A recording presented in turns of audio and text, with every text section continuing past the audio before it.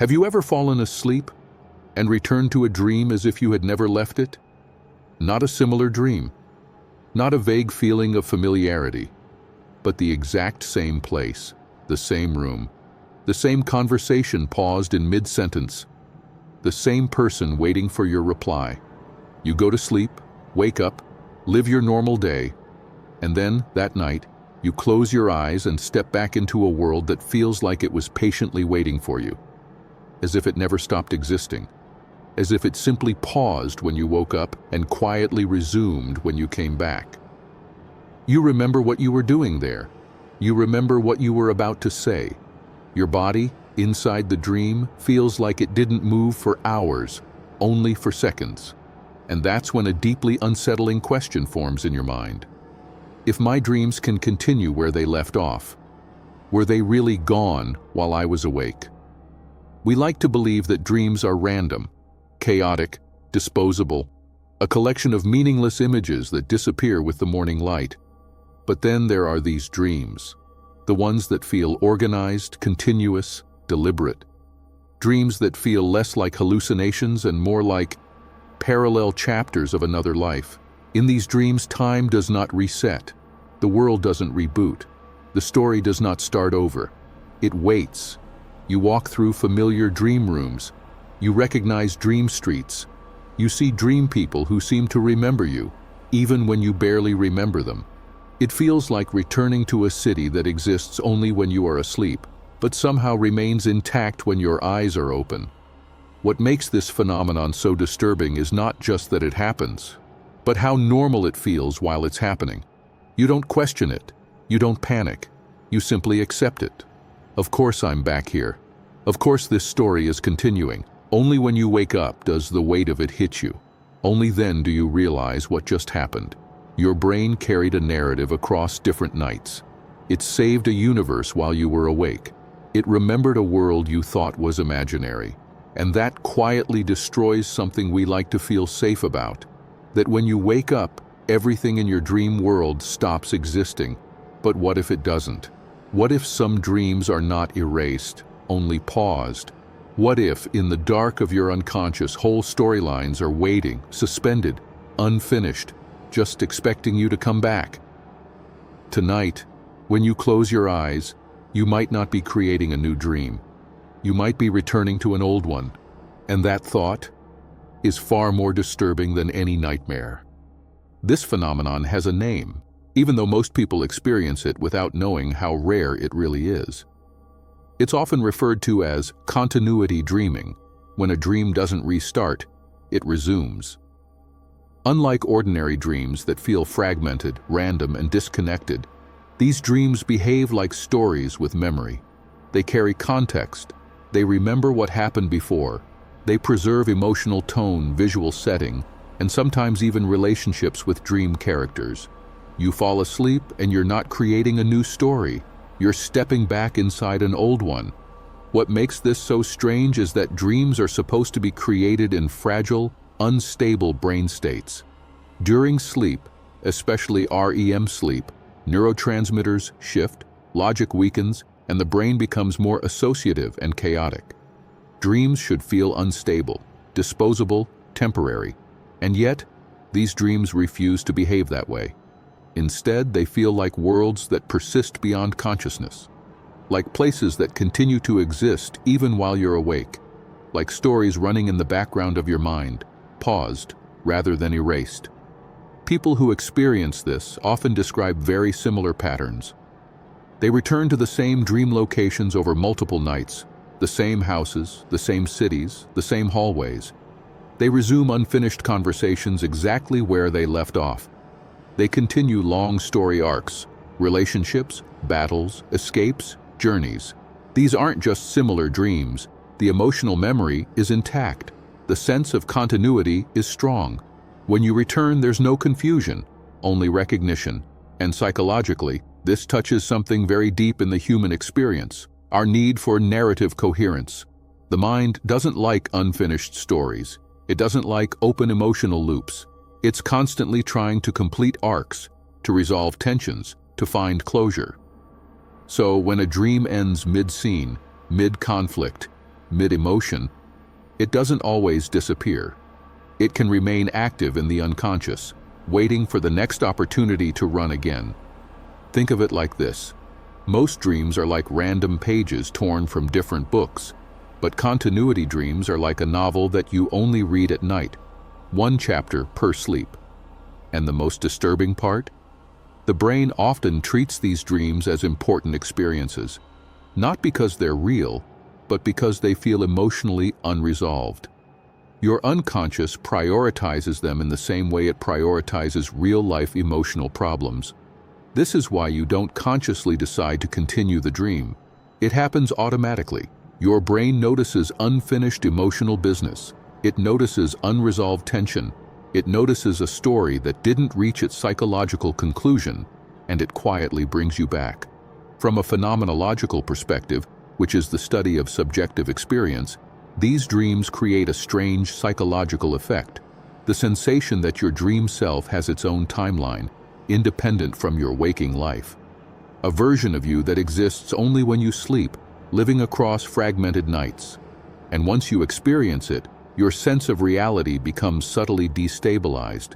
Because if your mind can store and resume an entire dream world, what else can it preserve in the dark? This phenomenon blurs the boundary between memory and imagination, between fiction and emotional truth. The dream isn't just random noise, it becomes an evolving inner universe. In the next part, we'll dive into the deep psychological mechanisms that make this possible, why the brain preserves dream narratives, how emotional memory locks stories in place, and why some minds are more prone to these recurring dream worlds than others. From a psychological perspective, dreams that continue exactly where they stopped are not accidental. They are the result of how the human mind handles unfinished emotional narratives. Your brain is not a passive generator of random images. It is an engine obsessed with closure. In waking life, this is known as the Zeigarnik effect. The mind remembers unfinished tasks more vividly than completed ones. A conversation left unresolved, a conflict without an answer, a story without an ending. These remain psychologically open. They create cognitive tension, like a mental tab that never fully closes. Now imagine that mechanism operating inside the dream world. When a dream ends abruptly, but the emotional arc is still active, fear, anticipation, affection, escape, guilt, the unconscious doesn't treat it as just a dream. It treats it as an unfinished psychological process, and the mind hates unfinished processes. So it stores the dream, not as a full movie, but as a narrative skeleton. The emotional tone, the goal, the relationships, the sense of unfinished movement. When you fall asleep again, your mind searches for emotionally charged material to process. And instead of creating something new, it returns to what was already opened. You don't go back to the dream because you want to. You go back because your unconscious needs to finish something. There's also the concept of state-dependent memory. Certain mental states make specific memories more accessible. Dreams create a very particular neuropsychological state. When you re-enter that state on the next night, your brain can more easily access memories formed in the same condition. In simple terms, your dream brain remembers what your awake brain often forgets. That's why these dreams feel so fluent when you return. There's no loading screen. You're already inside. It feels familiar because that world is stored in the same emotional and neurological language that's now active again. Psychologically, this creates what's called identity continuity inside the dream self. You don't feel like a new character every night. You feel like the same person who left and came back. The dream preserves a version of you that exists only there, a self that has memory, history, and unfinished business. This is deeply unsettling when you think about it. You don't have just one identity. You have a waking self, and potentially a sleeping self that lives across multiple nights. These continuity dreams appear more often in people with strong imagination, emotional depth, or unresolved inner conflicts. Not because they are unstable, but because their minds naturally build long-form internal narratives. Some psychologists compare it to the mind running a private television series, one episode per night, driven not by logic, but by emotional necessity. And there is a symbolic layer that makes these dreams even more powerful. Often, the repeated dream world is not random. It mirrors your real psychological life. A recurring dream city may represent a mental state. A repeating conflict may represent a real emotional pattern. A character waiting for you may represent a part of yourself that feels unprocessed or ignored. So when the dream continues, it's not just a story resuming. It's your psyche returning to a conversation with itself. These dreams feel more real because they are more meaningful. The brain doesn't waste continuity on trivial nonsense. It preserves what feels psychologically heavy, and the heavier it feels, the more likely it is to be revisited. This explains something subtle: why these dreams often feel more vivid, more emotionally detailed, more coherent than normal dreams. They are not born from randomness. They are built from unfinished psychological truth. In the next part, we'll go even deeper into what happens inside the brain while this continuity is being preserved, how neural memory networks behave during sleep, how REM brain activity recreates previous dream architectures, and how the biological dream engine recognizes when a story is not yet finished. Now let's move beneath the story and into the machinery of the sleeping brain. Because for a dream to continue, something very precise has to happen at the neurological level. The brain must preserve a specific internal pattern across different nights. During dreaming, especially in REM sleep, your brain is not quiet. It is highly active, but in a very different configuration from waking consciousness. The hippocampus, which is crucial for memory formation, becomes deeply involved. The amygdala, emotion center, stays highly active. The prefrontal cortex, your rational editor, is mostly downregulated. This creates a strange environment: strong emotion plus vivid imagery plus weak logical supervision. When a dream ends without emotional resolution, your hippocampus doesn't label it as irrelevant imagination. It labels it as unfinished emotional data. That means it doesn't get erased the way random dreams usually do. Instead, it's stored in a fragmented, compressed form, not as clear memory, but as patterned neural traces. Think of it like this: your brain doesn't save the whole dream. It saves the blueprint. This blueprint includes spatial layout, the dream world's map, emotional tone, fear, anticipation, connection, goal states, escape, chase, confrontation, reunion. On the next night, when you enter REM again, your brain reactivates similar neural rhythms, especially theta and gamma oscillations. These rhythms act like a key that unlocks previously stored dream blueprints. This is called memory reactivation, and it happens constantly during sleep, usually to strengthen real-life memories. But in some brains, these dream blueprints are emotionally strong enough to be treated like real memory fragments. So instead of creating a new dream from scratch, your brain reloads an existing architecture and continues running it. You don't feel the loading. You just find yourself already there. Neuroscientifically, this relies heavily on the default mode network, DMN, which constructs inner narratives, the hippocampal cortical loop, which stabilizes memory fragments, the amygdala visual cortex connection, which gives the dream emotional realism. There is also an important chemical factor: acetylcholine. In REM sleep, acetylcholine levels are high, which enhances internal visualization and memory replay. This neurotransmitter encourages the brain to simulate, explore, and continue narratives rather than reset them. Your brain at that moment is not trying to show you something new. It is trying to finish something old.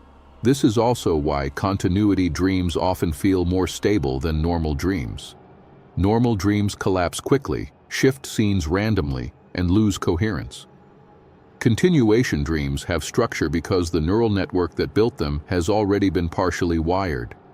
You're not watching chaos, you're walking through a network that already exists. There's another disturbing layer.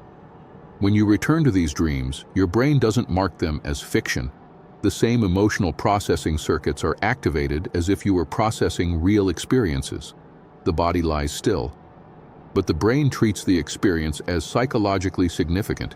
This is why you can wake up emotionally changed by something that was never real. From the brain's perspective, it was real. It activated the same circuits, it stored the same emotional fingerprints. So the continuation of dreams is not magic. It's not supernatural. It's neuroscience doing something very human and very unsettling, protecting unfinished emotional realities by keeping them alive in the architecture of sleep. In the next part, we'll explore real documented cases and scientific studies, people whose dream stories persisted for years, laboratory experiments on recurring dream worlds, and what modern sleep science has observed about minds that build entire parallel timelines across different nights. For decades, scientists dismissed continuity dreams as anecdotal, strange personal stories that couldn't be tested. But modern sleep research has revealed something remarkable. The brain is far more capable of maintaining narrative continuity during dreams than we once believed. One of the most well-known researchers in dream continuity, William Domhoff, analyzed thousands of dream journals and discovered recurring patterns where individuals returned to identical dream environments across weeks, months, and in some cases, years. These weren't just similar dreams. They were persistent dream worlds with recurring geography, consistent dream characters, and an ongoing sense of story. Participants described returning to the same houses, visiting the same impossible cities, continuing conflicts or journeys from previous dreams, the most unsettling detail. Many reported that within the dream, they remembered what had happened before, even when they couldn't fully recall it after waking. Another striking body of work comes from lucid dreaming laboratories, where researchers observed something equally strange. Trained lucid dreamers reported not only awareness that they were dreaming, but awareness that they were returning to a dream already in progress. In some experiments, participants were asked to recognize recurring dream environments, signal when they realized they were inside a continued dream, describe continuity upon waking. Although tracking subjective dream narratives is difficult, EEG and REM pattern tracking showed similar neural activation patterns recurring across multiple nights, suggesting that the brain was reactivating similar dream architectures rather than inventing entirely new ones. Outside the laboratory, there are documented extreme cases. Some people report lifelong dream worlds, consistent alternate realities they enter repeatedly over decades. These individuals describe a parallel version of their lives.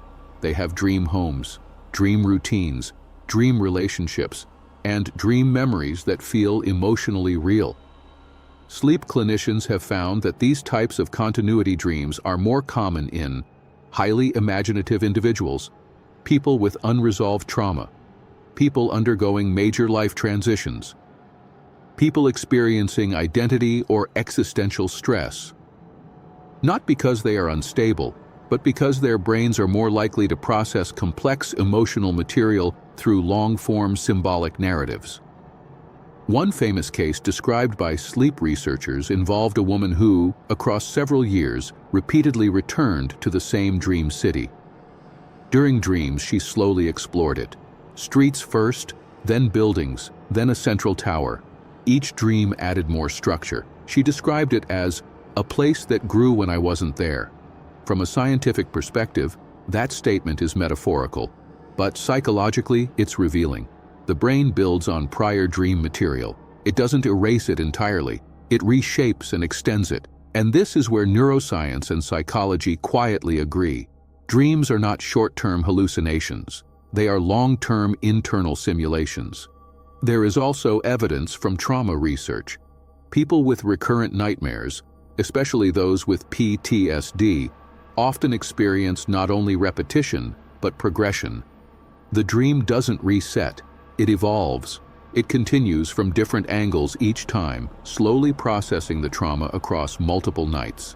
In clinical terms, this is described as serial dream processing, the mind revisiting the same emotional narrative across time until the nervous system feels safer. which means something deeply important. Not all dream continuations are random. Many of them are therapeutic without you knowing it. Your brain is trying to finish what you can't during the day. In controlled studies, researchers have also observed that REM cycles closer to morning, when dreams are longer and richer, show patterned electrical activity that resembles previously recorded REM sessions within the same individual. It's as if the brain is reopening the same dream files. This doesn't mean that a dream literally exists while you're awake, but it does mean this: the brain keeps the emotional and narrative DNA of dream worlds alive, enough alive to return to them. In the final part, we'll step back from the science and confront the deeper question. If parts of your mind live continuous lives while you sleep, what does that say about who you really are? When you think about it deeply, dreams that continue are not just strange, they are quietly terrifying. Because they suggest something most people are not ready to face. A part of you never stops living when your eyes open, while your waking self answers emails, walks through familiar streets, and speaks to familiar faces. Another version of you may be quietly waiting in a corridor that only exists at night, waiting in a room that has no physical address, waiting in a story that paused the moment you woke up and only continues when you come back. These dreams blur something sacred to our sense of identity, the idea that consciousness is continuous and singular. If you return to the exact same world across multiple nights, if your dream self remembers what your waking self barely does, if you step back into unfinished conversations with people who don't exist outside your mind, then where exactly does your real life begin and end?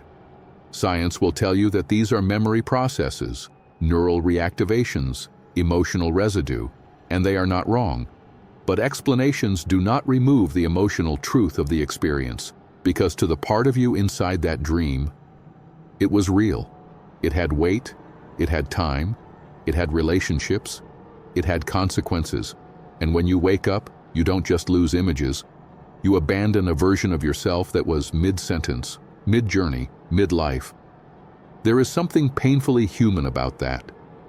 Maybe these dreams are the mind's attempt to create continuity in a chaotic world.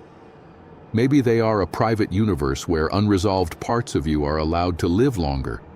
Maybe they are quiet rehearsals for emotional truths you are not yet ready to face in daylight. Or maybe they are simply a reminder. You are not just the person who wakes up in the morning. You are also the person who lives while you sleep. Most of those lives vanish without a trace.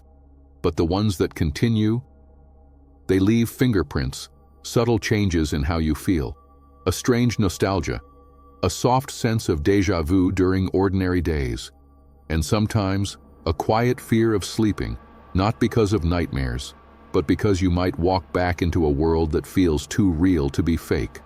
So the next time you fall asleep and find yourself in a familiar place that should not exist, don't panic, don't try to control it.